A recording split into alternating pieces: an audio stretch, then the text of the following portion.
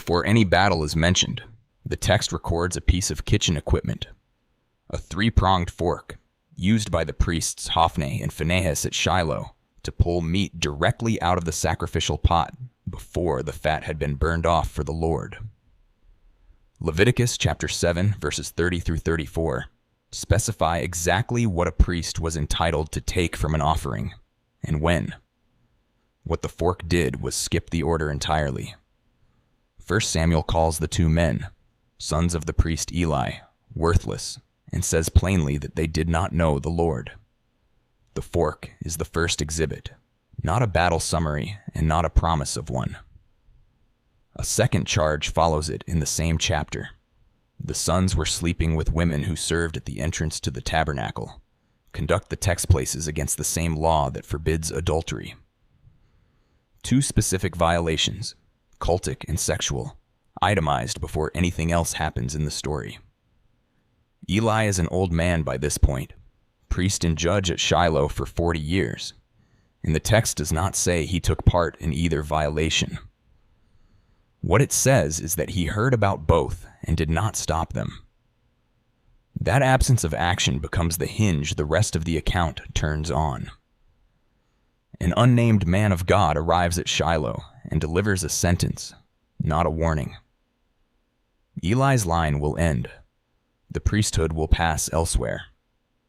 And as a sign that the sentence is real and not rhetorical, the man of God specifies a detail that can be checked against events. Hophni and Phinehas will die on the same day. The text gives no name for this messenger, no background, no account of where he came from or where he went. He appears to deliver the verdict, and the verdict is the only thing about him that matters to the narrative.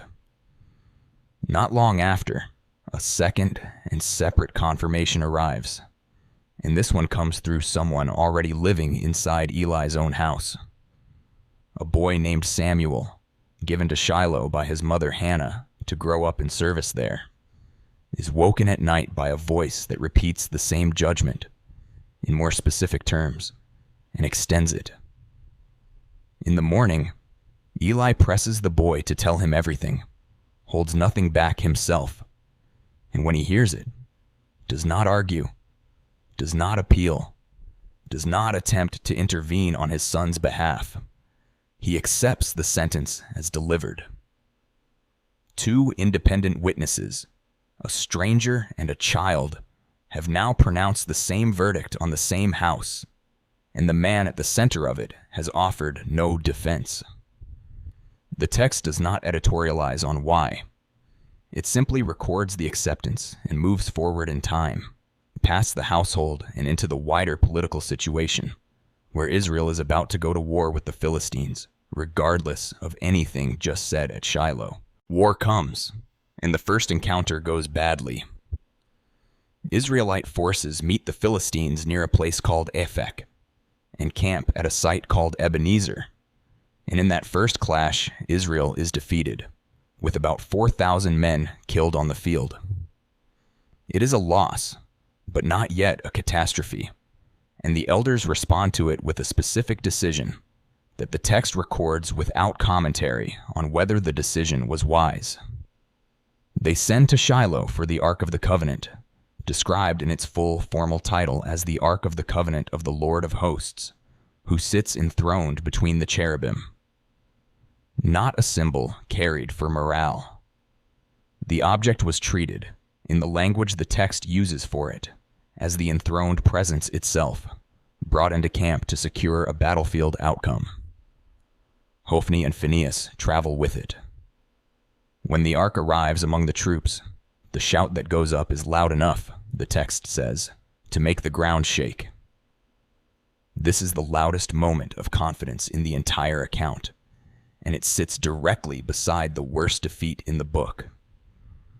The second battle is not a repeat of the first. It is a rout. 30,000 Israelite foot soldiers are reported killed. The survivors flee to their tents. The ark itself is captured by the Philistines, and Hophni and Phinehas both die, fulfilling the specific sign given earlier by the man of God. One day, both sons. News travels from the battlefield back to Shiloh by a runner from the tribe of Benjamin, who tears his clothes and puts dust on his head in the customary display of disaster before he says a word. Eli is sitting by the road at the city gate, watching, 98 years old and blind, waiting for word. When the messenger reaches the part about the Ark of God specifically, Eli falls backward off his seat by the gate, breaks his neck, and dies. The text is careful to give a physical explanation alongside the theological weight of the moment. He was old and heavy. 40 years as judge over Israel end in that fall. In the same scene, without transition, attention shifts to Phinehas's wife, pregnant and now widowed within the hour. She goes into labor from the shock of the news, and she dies in it. But before she does, she names her son. She calls him Ichabod, and gives the reason herself, recorded directly. The glory has departed from Israel. The text closes this entire sequence on that name, spoken by a dying woman, rather than on any assessment of the battle, the casualty count, or what comes next militarily. Aphek is not narrated as an accident of war. It is narrated as the moment a sentence pronounced 2 chapters earlier reached the day it named. What the text does not do, at this point, is describe the destruction of Shiloh itself. 1 Samuel moves from the ark's capture straight into an account of its travels among the Philistines and its eventual return, without ever narrating an attack on the sanctuary site. That the ark was gone, that its priests were dead, that the glory had departed, is stated. That Shiloh burned is not stated in Samuel's own narrative voice. Later biblical writers close that gap.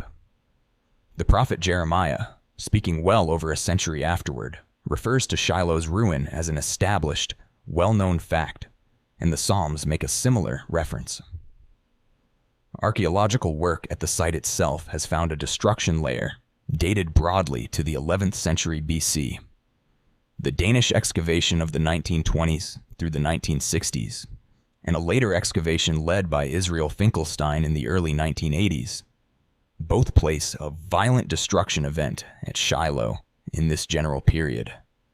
And more recent excavation under Scott Stripling has proposed a narrower date of approximately 1075 BC in a specific area of the site.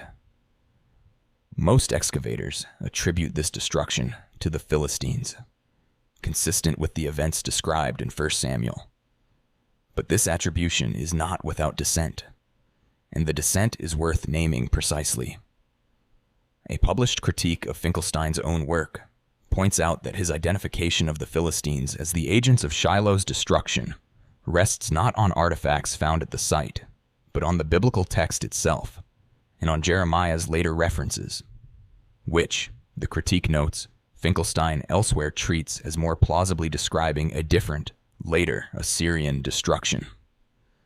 The physical burn layer is not in serious dispute. Who caused it, on the evidence of digging alone, is. The record, in other words, gives a specific violation, a specific sentence, and a specific battlefield outcome. But the fall of the sanctuary itself remains something the text lets happen offstage, inferred by everyone who came after, rather than reported by the book in which the sentence was first pronounced. The sentence against Eli's house does not end at Shiloh. Decades pass. Eli's grandson Ahimelech serves as priest at a town called Nob, and when Saul turns against David, he accuses the priests at Nob of aiding a fugitive. Saul's own guards refuse to raise a hand against them, so the king orders Doeg the Edomite to do it instead, and Doeg kills 85 men who wore the linen ephod that day. Later readers have long connected this massacre to the old prophecy against Eli's family, though it should be said plainly that the text of 1 Samuel does not make that connection itself at the time it happens. The link is drawn afterward by interpreters reading the 2 episodes together. One priest survives Nob, Ahimelech's son Abiathar, who escapes to David and later serves as his high priest for the rest of David's reign. It is here, a full century after the fork in the pot at Shiloh, that the text finally states the connection in its own words, without needing anyone else to draw it. When Solomon takes the throne, Abiathar backs the losing side in the succession dispute, siding with Solomon's rival Adonijah. Solomon responds by removing him from the priesthood entirely, exiling him to his hometown, and installing a priest named Zadok from a different family line in his place. And at that point, the book of Kings closes the account itself. 1 Kings chapter 2, verse 27 states it directly. Solomon removed Abiathar from being priest to the Lord, that he might fulfill the word of the Lord which he spoke concerning the house of Eli at Shiloh. 4 generations, a fork, a sentence delivered twice, a battlefield rout, a fall from a chair by a city gate, a name given to a newborn, a massacre at Nob, and a dismissal from office under a different king in a different century.